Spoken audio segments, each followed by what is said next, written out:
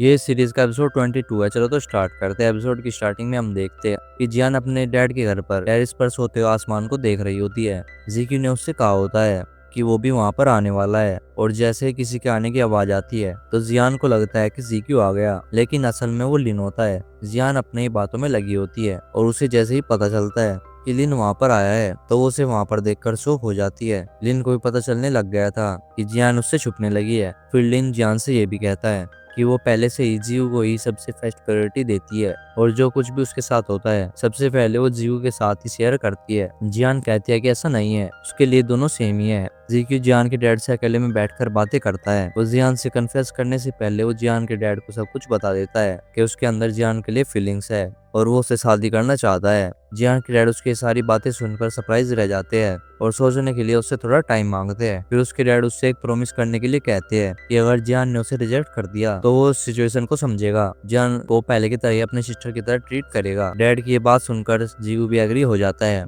और उनसे प्रॉमिस कर देता है। टेरिस पर जियान को बहुत से मच्छरों ने काटा था, इसलिए वो घर के अंदर आने के बाद लिन जियान को क्रीम लगाता है और उसके प्रपोजल के बारे में सोचने के लिए कहता है।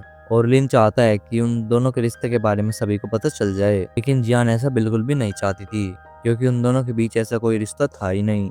लिन के जाने के बाद तो जियान का बहुत ज्यादा दिमाग खराब होता है और वो उसके बारे में हर कुछ कहने लग जाती है। थोड़ी देर बाद फिर से डोर ओपन होता है। जियान को लगता है कि फिर से लिन आया है। वो जल्दी से छुप जाती है, लेकिन उसे पता चलता है कि वहाँ पर जीक्यू आया है तो तुरंत उसके पास आ जाती है। जियान जीक्यू को अपने पैर पर कीम लगाने के लिए कहती है और वो उसे ये भी कहती है कि उसके साथ उसे बेटर फील होता है। जीक्यू इसी मौके का फायदा उठाता है और जियान से कहता है, तुम मेरे साथ कंफर्टेबल फील करती हो, तुम्हें मेरे साथ अच्छा लगता है, तो मैं तुम्हारा बॉयफ्रेंड बनना चाहता हूँ। ये सुनते ही जियान को फिर से शौक लगता है और वो वहाँ से जाने लगती है, लेकिन जीक्यू उसका पैर पकड़ लेता है और जाने नहीं देता। जियान उसे मारने लगती है और वो कहते हैं कि मैं ये बात डैड को बता दूंगी। जीक्यू कहता है कि मैं पहले उनसे इस बारे में बात कर चुका हूँ और उन्हें इस बारे में मुझे सोचने के लिए भी कहा था। जीक्यू ये भी कहता है अगर वो नहीं चाहती तो वो उसकी रिलेशनशिप के बारे में किसी को भी नहीं बताएगा, लेकिन जान उसकी एक भी बात नहीं मानती और उसे एक सॉन्ग सुनाकर वहाँ से चली जाती है। नाइट में सभी अपने अपने रूम में होते हैं और किसी को भी नींद नहीं आ रही होती। नेक्स्ट डे जियान जल्दी से अपने घर पर जाती है। सभी जने एक साथ बैठकर ब्रेकफास्ट कर रहे होते हैं। दोनों डैड जीव की मोम के बारे में उसको सच सच बता देते हैं कि वो अब इसी सिटी में है और जीव को उनसे मिलने के लिए जाने के लिए कहते हैं। जीक्यू उससे पूछता है क्या मेरी मोम मुझसे मिलना चाहती है। इस पर डैड कोई भी जवाब नहीं देते। जीव को समझ आ जाता है और जीव कहता है कि वो मुझसे नहीं मिलना चाहती तो भला मैं क्यों उनसे मिलने जाऊं। फिर लिन उसे समझाता है कि तुम्हें उनसे मिलने जाना चाहिए और उनसे बात करनी चाहिए कि आखिर वो उसे छोड़कर क्यों चली गई। अब जीक्यू अपने काम के लिए जा रहा होता है और रास्ते में उसे अपने पास्ट की बातें याद आ जाती है। उसने अपनी मोम से पूछा था कि क्या वो जियान के डैड के साथ शादी नहीं कर रही है। उसकी मोम ने उसे कहा था क्योंकि उन दोनों के बीच लव नहीं है। फिर जीक्यू कहता है क्या वो उसकी खुशी के लिए भी शादी नहीं कर सकती, और तभी उसकी मोम ने मना कर दिया था। फिर उसे अपनी मोम की ये सारी बातें याद आती है कि जब वो जा रही होती है तो उन्होंने जीक्यू से कहा था कि वो जल्दी वापस आकर जीक्यू को अपने साथ ले जाएगी। तब जीक्यू अपनी मोम से मिलने के लिए उनके सैलून में आ गया होता है, लेकिन वो वहाँ पर नहीं होती। उसके बाद वो वहाँ के वर्कर को एक नोट पर एड्रेस लिखकर देता है कि अगर वो फ्री हो तो इस एड्रेस पर आ जाए।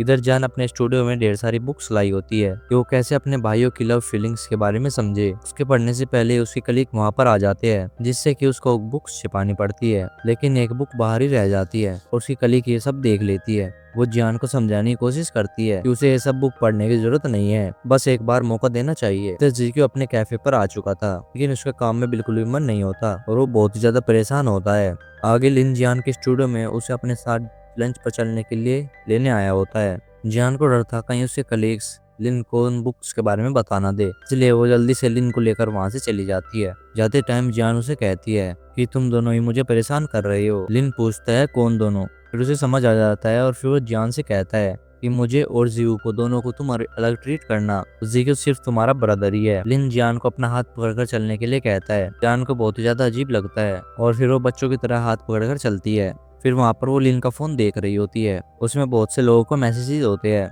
जिन्हें कि लिन ने रिप्लाई नहीं दिए होते। फिर उसे मिंग्यू का भी मैसेज दिखता है और लिन जियान को ये पढ़ने के लिए कहता है। उसके बाद जियान उस मैसेज को पढ़ती है। मिंग्यू ने लिखा होता है कि उसने उसे जियान को किस करते हुए देख लिया था। उसी गलतफहमी की वजह से उसने लिन को कुछ और ही समझ लिया था, इसलिए अब वो उसे फेस करना नहीं चाहती और जल्दी इस जगह से शिफ्ट हो जाएगी। और ये मैसेज सुनकर जियान को बहुत ज्यादा गिल्ट फील होता है और इसी के साथ यहीं पर एपिसोड खत्म होता है। अगर आपको वीडियो अच्छी लगी हो तो वीडियो को एक लाइक जरूर से कर देना और चैनल को सब्सक्राइब भी कर लेना। चलता मिलता है अगले एपिसोड के साथ। Bye bye.